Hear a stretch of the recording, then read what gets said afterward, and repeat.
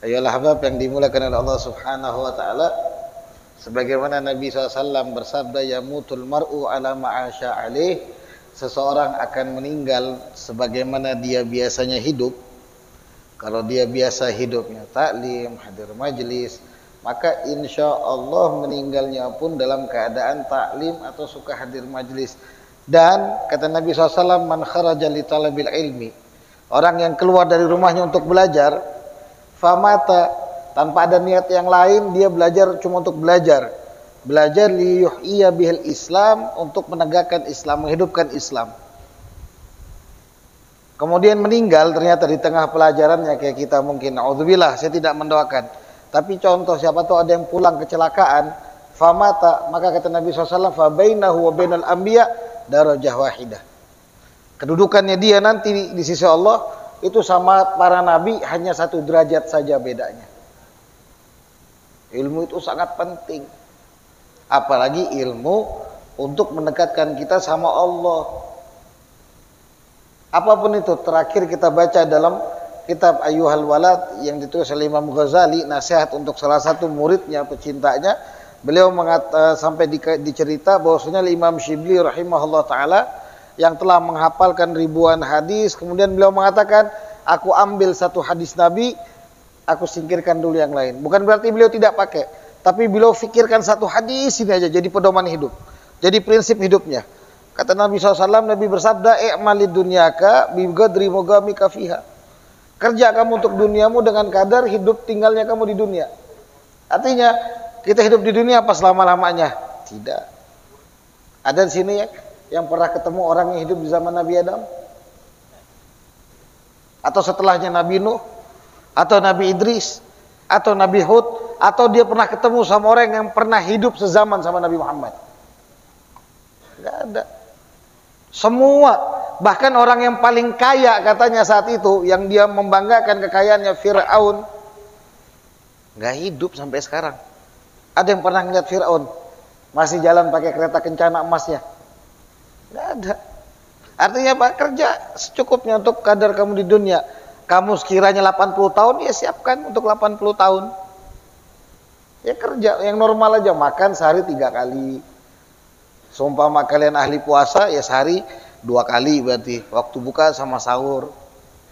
Seumpama kalian pengen ngikutin orang-orang soleh yang makan sehari sekali, nggak pakai puasa. Kadang kan begitu orang-orang.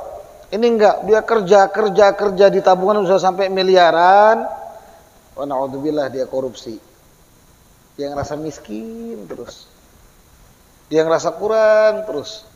Padahal Nabi Muhammad SAW ini manusia yang dijadikan Allah contoh, itu bukan orang yang memilih hal duniawi. Kenapa?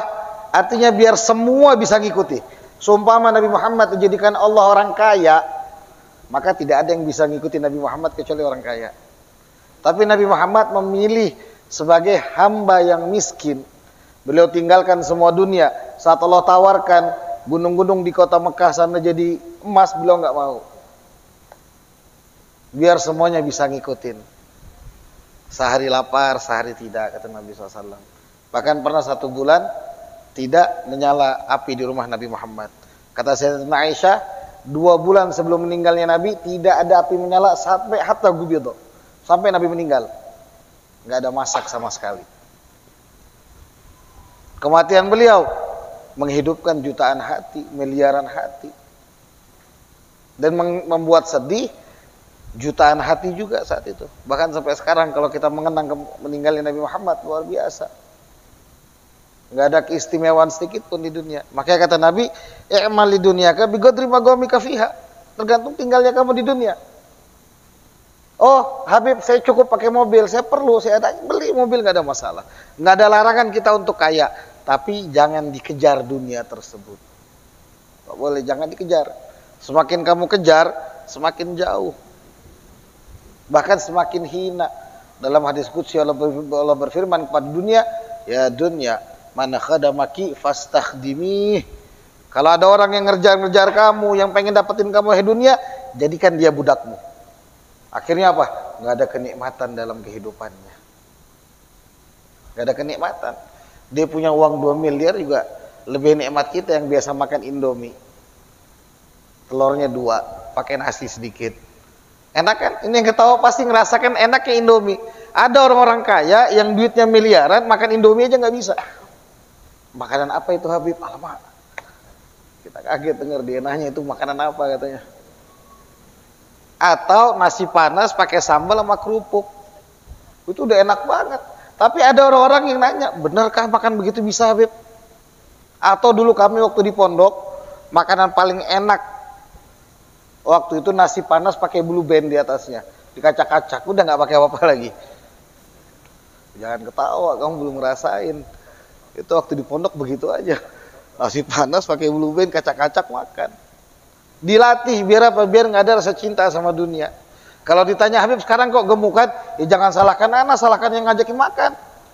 Selesai acara diajak makan, nanti ajak makan lagi Habib ini.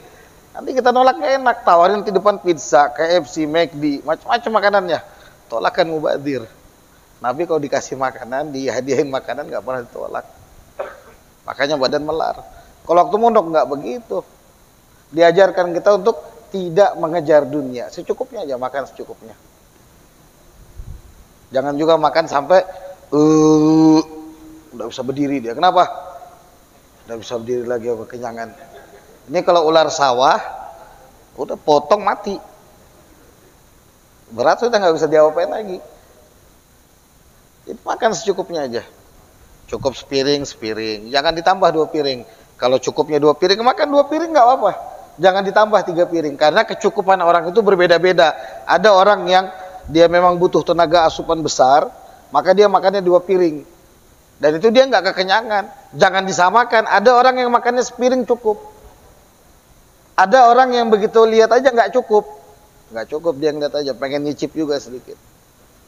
Walhasil setiap orang punya hajat masing-masing. Maka ambil dari dunia secukupnya aja. Jangan dijadikan dunia ini tujuan akhir kita, jangan. Itu maksud Nabi Muhammad SAW. Wa amali akhiratika bigadri bagaika fiha, dan beramalah untuk akhiratmu dengan kadar kekalnya kamu di sana. Berapa lama kita di akhirat kira-kira? Setahun, 2 tahun, 60 tahun, 70 tahun, lebih. Khalidina fiha abada, kata Allah. Dikekalkan sama Allah. Ada yang dikekalkan di neraka, ada yang dikekalkan di surga. Ada yang tidak kekal di neraka, akan masuk surga. Ada yang agak lebih lama lagi. Tinggal pilih mau yang mana. Tadi kalau dikatakan wala tamutunna illa wa antum muslimun, dipaksa kita sama Allah, disarankan sama Allah, ayo jaga keimanan kamu. Jangan sampai ketertukar iman kamu. Apalagi kita di akhir zaman begini. Fatuba lil ghuraba, kata Nabi SAW. Maka beruntung orang-orang yang merasa asing. Siapa mereka? Alladzina yuhyuna ma amatan nasu min sunnati, kata Nabi SAW. Orang yang berusaha menghidupkan sunnah Nabi Muhammad di saat orang-orang sibuk mematikan sunnah Nabi Muhammad. Kalau di tayangan di handphone, televisi, ada tayangan-tayangan yang merusak moral anak-anak kita, maka kita harus ngadakan tayangan-tayangan yang membangkitkan semangat mereka untuk beramal. Oh, Habibnya suka live misalkan, itu riya. Tidak. Paling tidak kami menambah tontonan yang bermanfaat.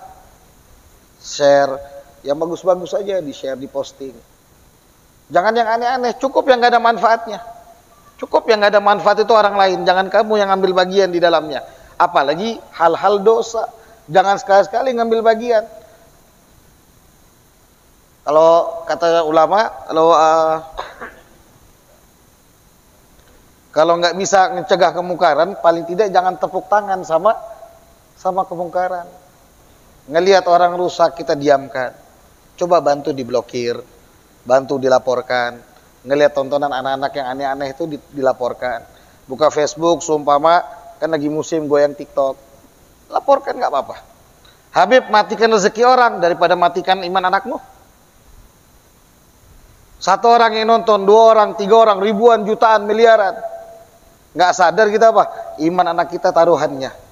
Jangan kaget nanti saat kalian meninggal, anak kalian datang ke kubur, cuma modal handphone sama speaker, sama paket. Dia setel apa? Surat Yasin full tanpa iklan. Dia setel di atas kubur kita. Mau begitu? Mau begitu? Enggak kan? Habis itu dicari tahlil full tanpa iklan, dia setel lagi, dianya asik ngerokok di warung depan kuburan. Oh, kira-kira udah 20 menit udah selesai kayaknya rekamannya. Wah, ini anak Masya Allah kurang ajar ya sama orang tua. Gak kebayang kan ke depannya begitu. Itu sudah kita bayangkan karena ngelihat tontonan-tontonan yang merusak moral anak-anak. Dijaga. Dan itu menjadi jariah kalian. Sehingga nanti saat kebaikan tadi terus berjalan, yang tadinya kita banyak dosa dikurangkan sama Allah. Kebaikan kita ditambah. Yang tadinya aturan yang kita kekal mungkin naudzubillah dalam neraka sebab kebaikan tadi nggak jadi. Yang tadinya mungkin 1000 tahun di neraka dikurangin sama Allah jadi setahun aja di neraka. Ya syukur-syukur nggak masuk sama sekali. Amin. Kemudian kata Nabi SAW, wa'amalillah bigadri hajatika ilaih wa'amalinnal bigadri sabrika alaiha. Dan beramallah kamu untuk neraka dengan kadar sabarnya kamu di dalamnya. Kira-kira sabar nggak kita sama neraka? Yang perokok-perokok itu coba sundutkan rokok kalian ke jari kalian, kelingking aja. Atau yang rokoknya kecil kayak EC, Evolution, sundut aja tangan kalian pakai rokok tadi itu. Sabar nggak kira-kira? Sakit bib, panas bib, melepuh. Jangan kena apinya, kena minyak yang mendidih aja kita kepanasan. Belum apinya, baru minyaknya yang dipanaskan. Gimana kalau kena apinya? Itu baru api dunia yang sudah sekian ribu kali didinginkan sama Allah biar bisa dipakai Nabi Adam dan anak keturunan kita manusia sekarang ini. Itu dari neraka diambil sama malaikat, melalui berapa jutaan kali proses mungkin biar bisa digunakan di dunia. Berarti neraka jauh lebih panas dari itu. Kalau kita ngerasa Habib saya nggak sabar di neraka, saya ngerasa nggak sanggup, maka mulai sekarang kita berbuat baik. Kita tinggalkan yang jelek-jelek. Kita kembali sama Allah. Allah selalu ngebuka pintu taubatnya. Dibuka sama Allah, ditunggu. Hal min mustaghfir, ada enggak yang meminta ampun sama saya? Faghfir lahu. Saya maafkan kok dia. Hal min taibin fa'atuba alaih. Ada yang mau tobat enggak? Saya berikan dia tobat. Tinggal kita lagi yang mau datang. Kita harus datang dulu sama Allah. Jangan tunggu Allah yang datang.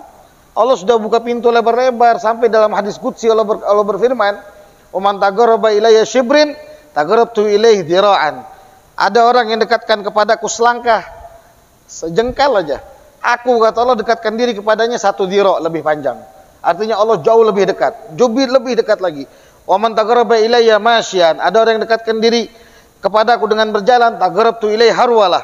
Aku dekatkan diri kepadanya, kata Allah, berlari-lari kecil. Artinya apa? Lebih cepat. Makanya kata Abdul Haddad, ya sari al-ghausi ghautan. Wahai zat yang maha cepat pertolongannya. Kalau pertolongan saja cepat, apalagi Allah yang memiliki pertolongannya.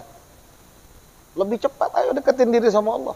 Mumpung masih ada umur, mumpung masih ada nafas, mumpung masih ada waktu. Saya perhatikan kuburan di Kota Balikpapan ini udah mulai sempit. Kemarin ada yang dikubur cuma sepinggang. Ya Allah. Saya ngelihat yang di dalam kubur itu saya tahu sempitnya luar biasa. Nggak ada lampu, nggak ada AC, nggak ada kipas. Nggak bisa lagi kita mau tidur telentang. Nggak bisa lagi kita mau nungging, mau jungkir balik kayak biasa, nggak bisa. Kalau nggak dari sekarang kita persiapan, mau kapan lagi? Mau kapan lagi kata Nabi SAW. Allah tiap saat nungguin kita. Jangan tunggu Habib, saya tunggu malam aja bertobatlah dari sekarang. Saya niat, ya Allah saya mau tobat, saya mau belajar lebih dekat sama Engkau. Jangan tunggu besok pagi aja, Bib, saya mulai sholat subuh. Lah dari sekarang. Yang tadi mungkin belum sholat isya, sholat dulu. Atau yang mungkin ada hutang sholat subuh nanti kodok. Adaannya diganti kodokan niatnya. Mulai dekatkan diri sama Allah. Yang tadinya nggak pernah ngucap istighfar, dari sekarang minta maaf sama Allah. Ya Allah, maafkan saya. Karena orang-orang yang merasakan takut kepada Allah, dia berhak mendapatkan surga dari Allah. Wa amma man khafa maqama rabbih wa nahan nafsa 'anil hawa fa innal jannata hiyal ma'wa. Orang yang takut karena melihat keagungan Allah. Wa amma man khafa maqama rabbih wa nahan nafsa 'anil hawa, dan dia mulai tahan, dia latih hawa nafsunya, mulai sekarang dia tobat, dia enggak lagi kerjakan keburukan-keburukan. Fa innal jannata hiyal ma'wa. Surga yang nungguin dia. Surga yang bakal nantikan dia. Surga yang bakal dibukakan oleh Allah bagi menjadi tempat kembali bagi orang tersebut. Wa'mal lillahi biqadri hajatika ilaih. Kemudian kata Nabi, dan beramallah karena Allah, untuk Allah, dengan kadar hajat kamu kepada Allah. Sebesar apa hajat kita sama Allah? Sangat besar. Sangat besar. Coba, mohon maaf, yang umurnya sudah sedikit udur, bayangkan Allah mengambil dari antum sekalian sedikit daripada kemampuan yang telah Allah titipkan di saat muda. Akhirnya apa? Maaf, jalannya agak susah, pendengarannya agak susah, matanya agak susah melihat, perutnya, lambungnya agak susah mencerna. Padahal dulu saya waktu muda, Beb, iya Allah ambil sedikit, lihat. Artinya apa? Kita butuh sama Allah. Sebesar apa kemampuan kita? Nggak ada. Seumpama bukan karena Allah, kita juga nggak bakal bisa jalan. Berapa banyak orang yang sehat, yang kekar di luar sana, yang makannya terjaga, tapi untuk hadir ke masjid saja, sholat 5 waktu. Atau dia sholat di rumahnya saja, untuk ngambil wudhu itu berat. Lebih berat dari dia ngangkat barbel 50 kilo. Kenapa? Allah nggak izinkan. Kalau dia punya hajat sama Allah, maka saat itu juga Allah izinkan dia untuk ibadah kepadanya. Sebesar apa hajat kita, maka beramallah karena Allah. Habib, saya pengen sholat, yuk sholat aja. Habib, saya pengen sedekah, tapi saya pengen difoto, silahkan. Jangan takut sama ria. Ria itu penyakit. Yang namanya penyakit pasti ada waktu expire-nya. Ada pernah ngeliat orang demam seumur hidup? Ada pernah ngeliat orang pusing seumur hidup? Nggak ada. Yang namanya penyakit nanti juga hilang sendiri. Jangan pernah tinggalkan amal. Tapi Habib, saya masih sombong, nggak apa-apa. Yang penting jangan berhenti amal. Jangan berhenti amal. Nanti pelan-pelan kita bakal dapatkan hajat. Oh, saya butuh sama Allah, ternyata besar. Saya butuh untuk kehidupan duniawi saya. Saya butuh untuk kehidupan ukhrawi saya. Saya butuh untuk apa? Ngetitip anak-anak saya. Saya butuh juga untuk apa? Ngetitip agama mereka semua. Saya butuh Allah kapan saja, di mana saja. Baik saya lagi keadaan terjaga ataupun saya lagi tertidur. Saya selalu butuh sama Allah. Maka dari situ nanti dia bakal beramal untuk Allah. Hadirin hadirat yang dimuliakan oleh Allah, sebagaimana guru kami Al-Habib Segaf bin Hasan Baharun lagi sakit, tapi tidak mencegah beliau sedikit pun untuk mengajar. Tangan beliau lagi ada masalah, lagi sakit. Mudah-mudahan Allah berikan sehat walafiat, panjang umur untuk beliau. Tapi tidak mencegah beliau untuk beramal, mengajar karena Allah. Karena apa? Ilmu itu penting. Ilmu itu sangat penting. Saya pernah ditanya sama orang, Habib, mana yang didahulukan, akhlak atau ilmu? Saya katakan ilmu. Tapi Habib, kata Abu Yazid Muhammad, akhlak. Saya bilang sama dia, yang datang ke Abu Yazid Muhammad itu orang yang sudah punya bekal ilmu. Yang datang ke Abu Yazid Muhammad itu orang-orang sudah punya bekal ilmu. Tidak mungkin orang mengajarkan akhlak kalau tidak punya ilmu. Kalian pikir akhlak itu dari mana? Dari ilmu.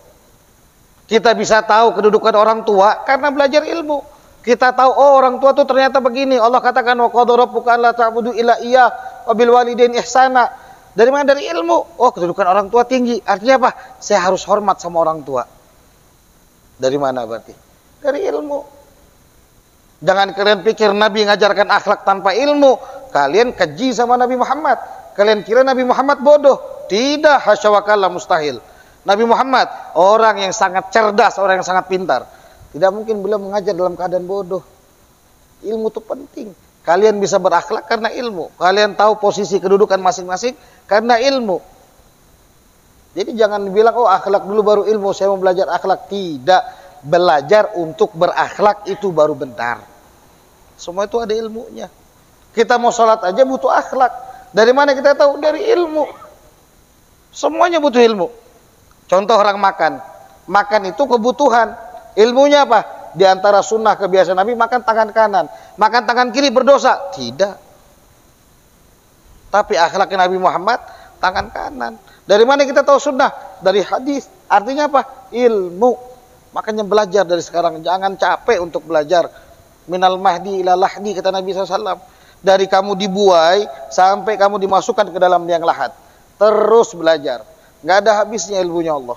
Kita pernah ngelihat di satu perpustakaan waktu kami di Ahqaf, itu beberapa rak kitab-kitab tebal. Kami tanya sama yang jaga, mahadha, Jawabannya apa? Ini syarah satu kitab hadis, yaitu Sahihul Bukhari. Satu kitab Sahih Bukhari itu berak-rak syarahnya. Ya Allah. Artinya apa? Nggak ada selesainya kita belajar. Nggak ada selesainya kita belajar. Terus belajar, terus belajar. Bangun tidur niatkan belajar. Mau tidur lagi niatkan sambil belajar. Tiap saat jadikan pelajaran. Sampai Imam Hasan Basri pernah ditanya, wahai Imam, siapa gurumu? Beliau katakan sebut nama guru-gurunya. Dan masih banyak kata beliau. Walhasil semua adalah guru saya. Dimanapun saya berada saya selalu belajar. Saya ngelihat dari pepohonan, saya lihat dari binatang, semuanya saya ambil ilmunya kata beliau. Sehingga menghasilkan akhlak. Beliau merasa rendah. Oh iya, ternyata nanti babi itu najis. Najisnya mughalladhah lagi. Kan begitu, najisnya besar. Tapi apa iya babi dihisap setelah itu? Enggak ada babi dihisap. Enggak ada satupun riwayat mengatakan babi bakal dihisap nanti di mahsyar. Mati ya mati, begitu ya jadi bangkai. Tapi manusia saya, kata beliau, bakal dihisap sama Allah. Apapun jadi ilmu, kata beliau. Semua beliau pelajari. Nah kita juga diwarisi seperti itu. Ayo terus belajar, terus belajar, terus belajar. Semangat, semangat. Jangan takut untuk belajar. Dan jangan pernah terombang-ambing. Waktu belajar dipilih guru-gurunya. Hati-hati, sekarang ini mulai banyak aliran-aliran yang aneh-aneh. Jangan sembarangan. Oh ini masih syariat, masih di kulit, belum di daging. Nabi Khidir tuh begini, begitu. Ya Allah. Nabi Muhammad sama Nabi Khidir, afdalul anbiya wal mursalin, itu Nabi Muhammad. Jangan ngomong Nabi Khidir. Kalau dikatakan mana yang paling afdal, jelas Nabi Muhammad.